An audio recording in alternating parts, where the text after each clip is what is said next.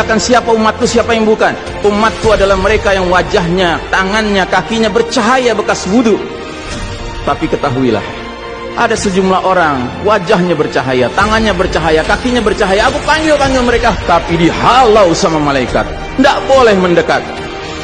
Aku panggil lagi, tapi dihalau sama malaikat. Akhirnya malaikat menjelaskan, ya Muhammad, mereka telah merubah ajaranmu setelah engkau wafat. Kata Nabi selanjutnya, menjauhlah, menjauhlah. Nabi nggak mau dekat dengan orang yang berani-beraninya merubah tata cara ajarannya. Dan ajarannya yang paling pokok apa? Tauhid. Setelah tauhid apa? Salat.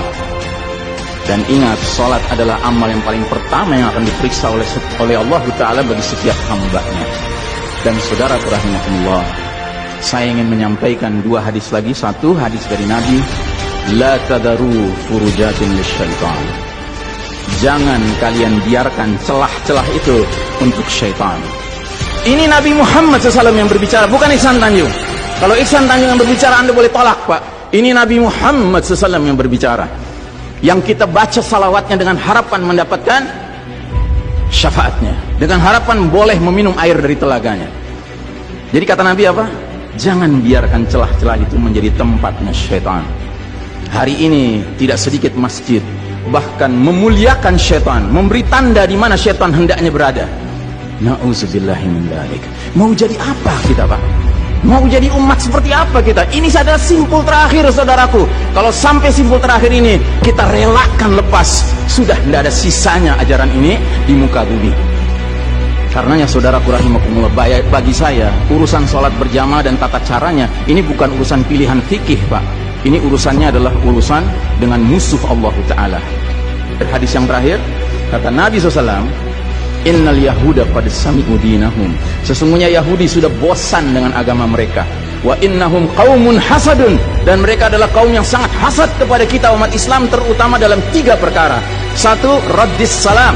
Kebiasaan kita umat Islam kalau ketemu saling ngucapin assalamualaikum, dibalas waalaikumsalam. Itu Yahudi nggak senang, Pak. Yahudi tidak senang melihat umat Islam berukhuwah Islamnya. Yahudi nggak senang umat Islam kalau ketemu saling bersedekah dengan senyum, makanya dibikin aturan begini, nggak kelihatan senyum kita. Yahudi nggak senang kita ketemu jabat tangan, rontok dosa-dosa. Maunya mereka begini saja jabatan tangannya. Dari mana ini semua? Yang kedua, mereka hasad sama kita dalam urusan apa? Iqamatis sufuf. Dalam tata cara kita menegakkan shaf kita. Ingat, Pak, shaf dikatakan tegak syaratnya 2. 1 lurus, 2 rapat. Bukan hanya lurus tapi renggang-renggang, atau rapat tapi meliuk-liuk. Tidak, harus dua-duanya lengkap. Sehingga Nabi sampai bertanya, kenapa kalian gak bersaf seperti malaikat di hadapan Allah? Para sahabat bingung, bertanya, bagaimana malaikat? Kata Nabi, mereka mendahulukan shaf awal dan mereka saling rapat satu sama lainnya. Jadi Nabi itu bangga kalau umat Islam sholatnya seperti para malaikat di hadapan Allah Ta'ala. Harusnya itu menjadi kebanggaan kita juga. Dan harusnya kita tersinggung kalau ada pihak yang berusaha untuk mengacak-acaknya. Dan yang terakhir, yang ketiga, Yahudi itu hasad sama kita dalam urusan apa? Dalam urusan umat Islam di belakang imam sholat wajibnya mengucapkan amin. Makin keras suara amin itu, makin geram mereka. Karenanya mereka bikin aturan, sempat 2 bulan masjid ditutup-tutup sama sekali, nggak terdengar suara amin dari jamaah karena nggak ada yang boleh ke masjid. Tapi sekarang setelah dibolehkan, masjid yang bisa muat 2000 orang, cukup 500 orang, cukup 700 orang. Supaya apa? Sekurang-kurangnya aminnya bisa berkurang. Maka sekarang pertanyaan besarnya adalah, untuk siapa kita sholat? Atau untuk mereka?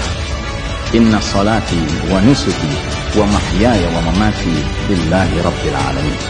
Mudah-mudahan apa yang saya sampaikan tidak membuat bapak dan ibu makan nggak kenyang, tidur nggak nyenyak, tetapi semakin sadar betapa kita sedang hidup di era penuh fitnah di akhir zaman, dan musuh-musuh Allah sedemikian sistematis, sedemikian terencananya membuat kita sadar tidak sadar meninggalkan din kita.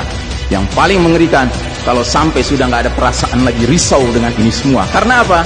Nabi bersabda, siapa lihat kemungkaran ubah dengan tangan, nggak bisa dengan lisan, nggak bisa dalam hati. Dalam hati itu maknanya apa? Ingkari itu sebagai kebenaran, itu mungkar. Dan itu kata Nabi selemah-lemahnya iman. Sehingga di hadis yang lain kata Nabi, kalau mengingkari saja sudah nggak ada, udah nggak ada iman sama sekali. Nah, yang kita khawatir kalau kita ternyata ridho saja dengan aturan sholat WHO ini, Pak. Padahal harusnya kita sholat dengan cara Nabi Muhammad SAW, bukan caranya Tedros atau Bill Gates. Kepada jamaah, inilah nasihat dari hati yang paling dalam kepada saudara-saudara yang saya cintai karena Allah, yang kita sama-sama bersalawat, kita sama-sama mengharapkan air dari telaga Nabi, tapi boleh jadi nggak semua kita ngerti apa yang harus kita lakukan agar air telaga itu dapat jaminan kita boleh meminumnya.